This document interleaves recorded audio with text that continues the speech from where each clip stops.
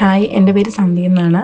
ഞാൻ ടിജൂസിൽ എക്സാം ബാച്ചിന് വേണ്ടിയിട്ട് 1 month join ചെയ്തതാണ്.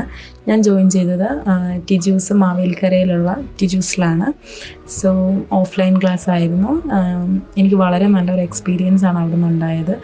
And thank God I have cleared OET. And അവരുടെ ഓരോ മൊഡ്യൂൾസും വളരെ സ്പെഷ്യലാണ് നമുക്ക്. അതായത് reading, listening, writing and speaking ഒക്കെയും.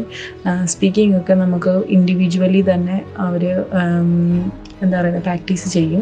പിന്നെ റൈറ്റിംഗ് ആണെന്നുണ്ടെങ്കിൽ നമുക്ക് നന്നായിട്ട് ഇൻഡിവിജ്വൽ കറക്ഷൻ തന്നെയാണ് തരുന്നത്. നമ്മൾ എഴുതുന്ന ലെറ്ററിൻ്റെ കറക്ഷനാണ് തരുന്നത്, ഒരിക്കലും സ്പൂൺ ഫീഡിങ് അല്ല. നമ്മൾ എഴുതുന്ന ലെറ്റേഴ്സ് മേക്ക് ചെയ്യുകയാണ് ചെയ്യുന്നത്. അതായത് അതിനെ സെൻറ്റൻസിനെ നമ്മൾ എങ്ങനെ പെർഫെക്റ്റ് ആക്കാം എന്നുള്ള രീതിയാണ് അവർ പറഞ്ഞു തരുന്നത്. പിന്നെ എന്താ പറയുന്നത്, അവരുടെ ആ ഒരു ഫോമാറ്റൊക്കെ വളരെ വ്യത്യസ്തമാണ്, ഭയങ്കര അട്രാക്റ്റീവുമാണ്. പിന്നെ ലിസ്ണിങ്ങിൻ്റെ കേസിലേക്ക് വരികയാണെന്നുണ്ടെങ്കിൽ നമുക്ക് ഞാനൊന്നും ഒരിക്കലും എന്താ പറയുന്നത് എങ്ങും പഠിച്ചിട്ടും ഒന്നുമുള്ള ആളല്ല, എവിടെയും ഒരു ഇൻസ്റ്റിറ്റ്യൂട്ടിലും ഒന്നും പഠിച്ചിട്ടുള്ളതല്ല. പക്ഷേ ലിസ്ണിങ്ങിൻ്റെയൊക്കെ കേസ് വരുമ്പോൾ നമ്മൾ വീട്ടിലിരുന്നൊക്കെ ചെയ്യുന്നത്, അല്ലെങ്കിൽ ഓൺലൈൻ ക്ലാസ്സുകളിലൊക്കെ ചെയ്യുന്നത് ജസ്റ്റ് ഹെഡ്സെറ്റൊക്കെ വെച്ചിട്ട് ഇങ്ങനെ കേൾക്കുക എന്നുള്ളതാണ്.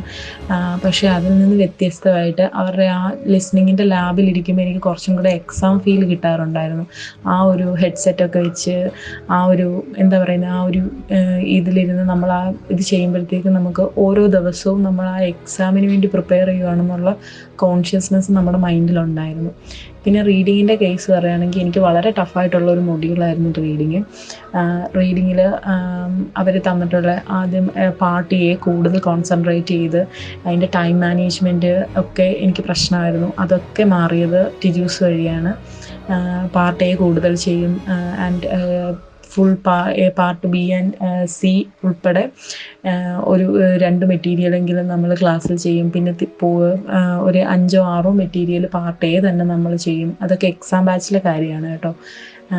ദെൻ ആഫ്റ്റർ നമ്മൾ വീട്ടിൽ പോയിരുന്നിട്ട് അല്ലെങ്കിൽ ഹോസ്റ്റലിൽ പോയിരുന്നിട്ടും കൂടെ ഒരു ഹോംവർക്ക് ചെയ്യുകയാണെന്നുണ്ടെങ്കിൽ ഡെഫിനറ്റായിട്ട് നമുക്ക് റീഡിങ് ക്രാക്ക് ചെയ്യാൻ പറ്റും.